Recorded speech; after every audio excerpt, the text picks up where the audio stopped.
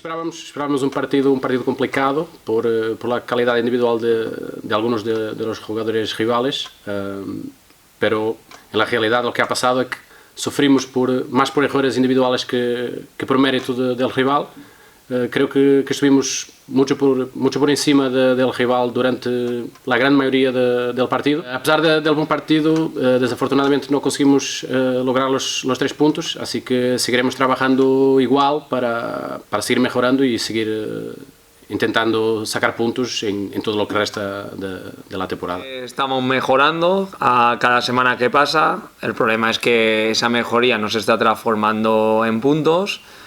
Pero bueno, tenemos que ir paso a paso e ir metiendo a los chavales esas dinámicas de competición que a principio de temporada a lo mejor no teníamos tan adquiridas y ahora estamos empezando a adquirirlas, estamos empezando a competir mejor, podemos estar plantando cara ya a todos los equipos, incluso con opciones de puntuar.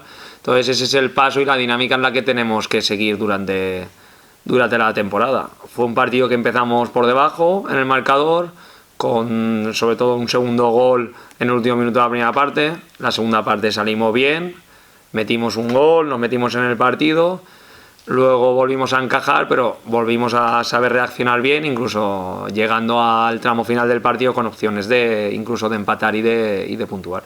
En mi área, que es la de los porteros, seguimos trabajando bien durante la semana las acciones que más creemos que se pueden repetir o dar en el partido. Y por otro lado, en cuanto a los porteros durante toda la temporada, estábamos muy contentos con el trabajo que están realizando. Sí que es verdad que están teniendo un gran volumen de trabajo, sobre todo al inicio de temporada, aunque lo hemos ido reduciendo poco a poco con la mejoría del equipo de estos últimos meses. Y recalcar que a nivel individual los porteros están teniendo muy buenas actuaciones en todos los partidos a nivel general.